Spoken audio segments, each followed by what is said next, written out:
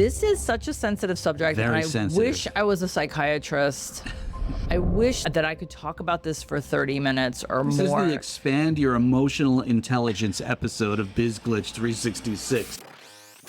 It's June 24th. Welcome to BizGlitch 176. We have quite a few more to go right through to the end of this leap year. 366 glitches or mistakes that we've seen, we have made ourselves. Yesterday, we talked about making a pleasant environment for your employees to want to come into the office, which is piggybacking off of if your employees have an easy commute. This glitch pertains to the relationships in the office, which we touched on yesterday as well. One of the reasons that we have stated that this glitch project exists because we have been through a lot of the glitches that we talk about. Oh, yeah. Now, we're not claiming to be experts in every single category or every single glitch and the nuances of the quick fix or the long-term crusade of... I think our expertise is more about sharing our experiences to help you to think about those things. Right. And so one of my gripes that I don't know if I'll ever understand from a human condition standpoint is how often the toxic person gets to stay. If you know, or if you know someone who knows,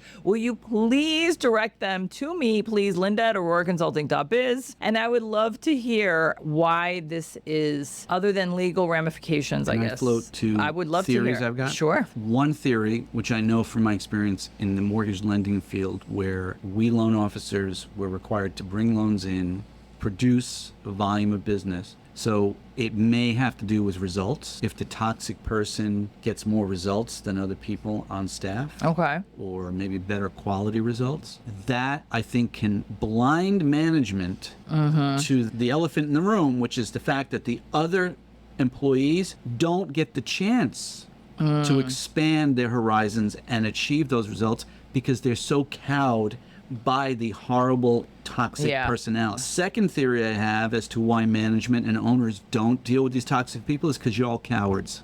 You are terrified to challenge these people. You're as terrified of them as your staff is. What are you doing? You're running a business to earn a living, to make money. You are losing money because you're a coward, or because you're focused on the results this person gets, but not understanding the results the other or the team lack members. of results. Yeah, they could aspire to so much greater if they had a better work environment. And are you quantifying the lost opportunity costs by having the turnover and then having the hiring costs and then having the firing costs and having the training costs? Like we say in Spanish, su dinero está en la basura. Your money is in the garbage.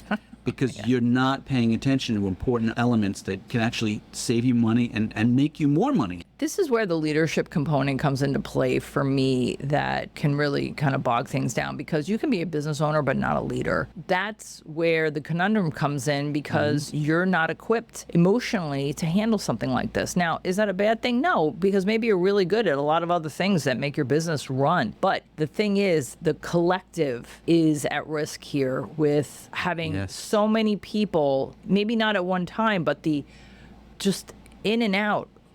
What's that revolving door scenario? But even if you don't have people leaving because of a toxic environment, because of one or several people who are toxic, those people are so emotionally impacted. We say this because both of us have been there. Oh, and we've seen other people. And it has impacted our ability to achieve our best results as employees of those organizations. It becomes a trauma in your adult life, right? It's like adult bullying, essentially. I don't know. I think the business owner has an obligation to address this with this toxic person. And, you know, I know legally it can really kind of open up a can of worms, but if you're documenting correctly and if you're doing all the things that an HR professional would tell you to do, then yeah, would you have to go through the lawsuit? Sure. But in the end, are you going to be happier because there's going to be some peace and quiet in your place? Yeah, that happens. And we know that happens because we've been through it. In the glitch for the glitch gurus is a list of things, how to manage the communication with your employees to understand how cohesive or not it is for them so that their workplace experience is pleasant so that they're productive. And This you're profitable. glitch is just part and parcel of a lot of different human resource type concepts we've discussed. In other glitches, we have or we will discuss employee review meetings and employer review reports, and also metrics. We're hammering on metrics again. These all can be used together. And if you are afraid to challenge a toxic person, maybe implementing a more formal employee review process or understanding the metrics of someone's capabilities versus someone's results. What number are we on? 176? We'll see you tomorrow for 177. Linda lost her place there. This is where the leadership component comes into play. You may be a business owner. That doesn't mean you're a leader. Whoops. I don't know why that's on. Usually, it's always off. Maybe not at one time, but the